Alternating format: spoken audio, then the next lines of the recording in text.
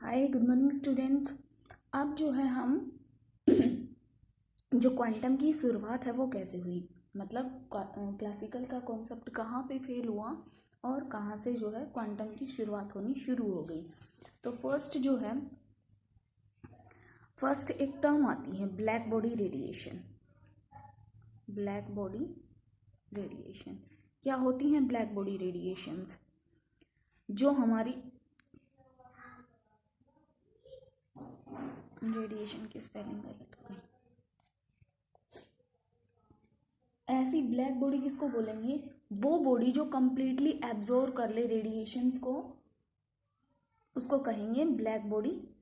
और जब वो एमिट करेगी, मान लीजिए कोई बॉडी ले लिया आपने और इसने क्या किया, सारी एनर्जी को क्या कर लिया, एब्जॉर्व कर लिया अपने अंदर। जब पर्टिकुलर टेम्परेचर पे हीट होने के बाद ये इस रेडिएशंस को क्या करेगी, एमिट करेगी।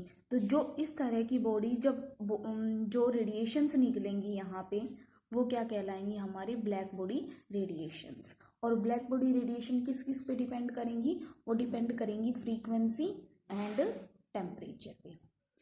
जब एक्सपेरिमेंटली लेकिन कोई भी जो बॉडी है वो परफेक्टली ब्लैक बॉडी नहीं है, लेकिन ब्लैक बॉडी से मैच करती है। ठीक है। जब एक्सपेरिमेंटली मेज़र किया गया, किससे मेज़र किया? हम इसको इंफ्रारेड स्पेक्ट्रोमीटर में मेज़र करते हैं। किस में मेज़र करते हैं? Infrared spectrometer.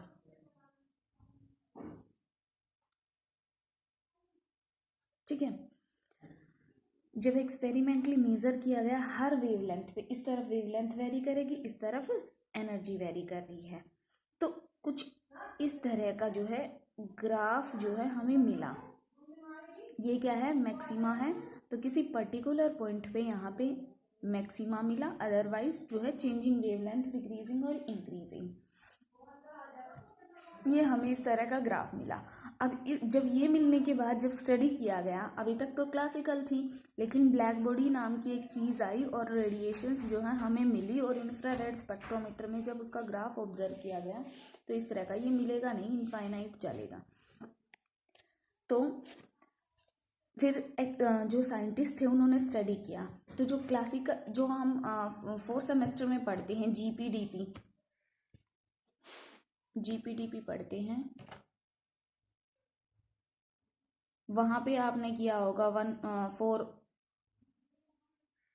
4 पाई या फिर 2 फैक्टर, GS 2 फैक्टर आया होगा, 8 पाई, फिर 1/e⁻h⁻⁻KT समथिंग, इस तरह का जीपीडीपी जब हम पढ़ते हैं एक फेज से दूसरे फेज में, इस तरह का ये होता है P एंड ये होता है हमारा DP। जब इसकी स्टडी करते हैं कि एक फेज से दूसरे फेज में, तो वहाँ पे उस तरह से क्या निकाला, 2 साइंटिस्ट लिए, एक तो थे रिलेजिन्स और एक थे वेन्स। दोनों ने क्या किया, अपने अपने तरीके से स्टडी की। तो दोनों ने जो 2 फॉर्मूले दिए वो अभी आप देख लीजिए कौन कौन से 2।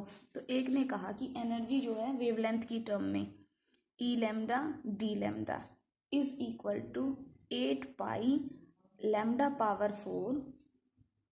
KBT d λ। ये किसने दिया? ये हमारा दिया रिले ने।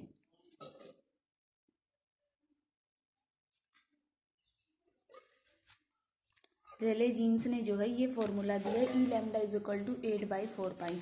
अब देखो, जैसे ही लैम्डा टेंड्स टू इन्फिनिटी होगा तो जो फ्रीक्वेंसी है वो टेंड्स टू क्या हो जाएगी, 0 हो जाएगी। तो ये कहाँ फेल हो गया? ये फेल हो गया एट हाई वेवलेंथ।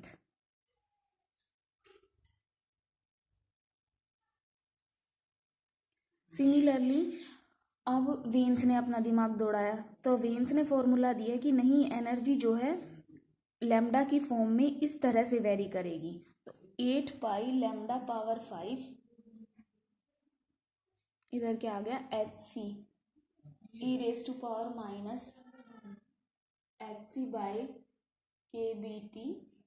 d λ। ठीक है, HC/λ/KBT। ये किसने दिया? वेन्स ने दिया। वेन्स, अब ये जो है अगर मैं लोअर वेवलेंथ करूं, मीन्स अगर लैम्डा टेंड्स टू 0 करूँ तो जो मेरी फ्रीक्वेंसी है, एनर्जी और frequency E is equal to H mu, दोनों क्या है, रिलेटेड है, इसलिए एनर्जी को लिया है। और ये जो है फ्रीक्वेंसी और उस पर डिपेंड कर रहा है ना टेम्परेचर पे, इसलिए फ्रीक्वेंसी और टेम्परेचर के बीच में ग्राफ लिया गया है। तो मेरी फ्रीक्वेंसी क्या हो जाएगी, इनफाइनाइट हो जाएगी। मीन्स एक पर्टिकुलर वैल्यू आनी चाहिए ना, मैक्सिमा हमें एक पर्टिकुलर वैल्यू पे मिला है।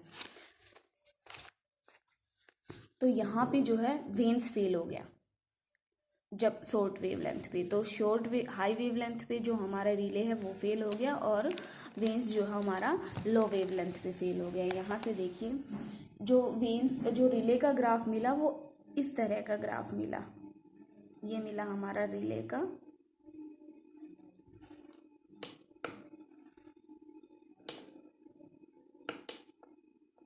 और ये ग्राफ मिला हमारा, इस तरह का ग्राफ मिलेगा हमारा वेन्स का।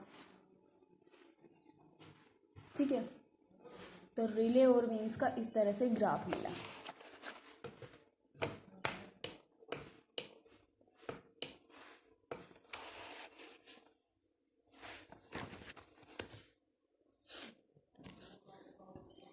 अब यहाँ तक तो ठीक था, चलो ये फेल हो गए। फिर मैक्स प्लैंक्स ने क्या कहा, मैक्स प्लैंक्स ने एक नया कॉन्सेप्ट दिया। ये थ्योरेटिकल कॉन्सेप्ट था, इसका कोई जो है एक्सपेरिमेंटल प्रूफ नहीं था। प्लैंक खुद इस बारे में कंफ्यूज था कि उसने ये चीज़ जो है बता कैसे दी। उसने कहा कि जो एनर्जी है, जैसे आप जानते हो मैक्स प्लैंक का क्या था, lambda is equal to H by में पी, ड्यूअल नेचर का जो कॉन्सेप्ट था। उसने कहा एनर्जी जो है वो कॉन्टीन्यूअस नहीं चलेगी। ये कहाँ से ड्राइव किए थे उन्होंने ये ड्राइव किए थे क्लासिकल थ्योरी से। अब उसने कहा energy is not continuous. Energy कैसे चलेगी, डिस्क्रिएट फॉर्म में चलेगी। Energy is in discrete form. Discrete means जैसे मान लीजिए, जैसे अब एक एडिशनल इंफॉर्मेशन जो है वो देती हूँ जो आपकी आगे काम आएगी। एडिशनल इंफॉर्मेशन क्या है, आपने कॉन्सेप्ट ऑफ स्टेशनरी ऑर्बिट सुना होगा, कभी बोहर मॉडल पढ़ा होगा 12th क्लास में। तो जहाँ ये न्यूक्लियस हो गया हमारा, ये क्या हो गए, बाहर इसकी ऑर्बिट हो गई।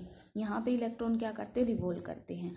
अगर मान लीजिए ये इलेक्ट्रॉन कॉन्टीन्यूअसली एनर्जी एमिट कर रहा है, तो ये घूमता घूमता कहाँ आएगा, दूसरी में आ जाएगा, फिर ये कहाँ चला जाएगा, इसमें चला जाएगा, and then it goes into this one. Continuous ये एमिट करता जा रहा है, फिर इसने कॉन्टीन्यूअस एमिट करी, और लास्ट में ये कहाँ गिर गया, न्यूक्लियस के अंडर फॉल हो गया। ऐसा एग्जिस्ट नहीं करता है, क्योंकि अगर ऐसा होता तो जो आपकी बिल्डिंग्स है, जो आपकी अर्थ सिस्टम जो खड़ा है वो खड़ा नहीं हो पाता। क्यों, अल्टीमेटली कुछ टाइम बाद हर एक चीज़ क्या गिर जाती, न्यूक्लियस में गिर जाती। ऐसा नहीं है, ये इलेक्ट्रॉन इस ऑर्बिट के अंदर स्टेशनरी मूव करता है। जब इसको एनर्जी मिलती है तो ये एनर्जी एमिट करके इसी से जो है दूसरे में चला जाता है। तो ये था कॉन्सेप्ट ऑफ स्टेशनरी ऑर्बिट जो बोहर मॉडल में आया था। तो इसने ये बोहर मॉडल इसी से बाद में लिया गया था। बोहर ने इसको एक्सप्लेन किया था एटॉमिक को इस लाइन के थ्रू कि एनर्जी जो है डिस्क्रिएट चलेगी, मीन्स हर बार एक नंबर में चलेगी, प्लस माइनस एन में चलेगी। मतलब एक एनर्जी का एक पैकेट आया, यहीं से क्या है, फोटोन की डिस्कवरी हुई। फोटोन क्या है, पैकेट ऑफ एनर्जी है। तो एनर्जी जो है डिस्क्रिएट चलेगी, मीन्स इस तरह से कॉन्टीन्यूअस एमिट होती नहीं चलेगी। एक बार में एमिट हुई, फिर एमिट नहीं हुई, दूसरी उसको स्टेट मिलेगी तो वो एमिट होगी। तो I hope so you are getting that कि एनर्जी जो है is not continuous, it's an discrete form. ठीक है, तो जो ये क्वांटम की ओरिजिन है ये यहीं से हुई कि जो ब्लैक बॉडी रेडिएशंस का हमें ग्राफ मिला, ये ग्राफ जो हमें मिला इस तरह से, तो ये रिले और वेन्स ने जो क्लासिकल थ्योरी से, यहाँ से क्लासिकली जब उसने डेवलप किया तो क्या हुआ, उन दोनों की कोई भी वेवलेंथ मैच नहीं हुई। फिर प्लैंक ने कहा कि एनर्जी जो आप ये ड्राइव कर रहे हो ना, ये कॉन्टीन्यूअस फॉर्मूले से ड्राइव कर रहे हो, डिस्क्रिएट फॉर्मूले से करके देखो, क्योंकि एनर्जी जो है वो कॉन्टीन्यूअस नहीं है, डिस्क्रिएट है। ये उसने अपनी तरफ से कहा। आई थिंक आज के लिए ये काफ़ी है कि एनर्जी जो है क्या होती है, ब्लैक बॉडी रेडिएशन क्या, रिले का फॉर्मूला आया, क्या विंग्स का फॉर्मूला आया।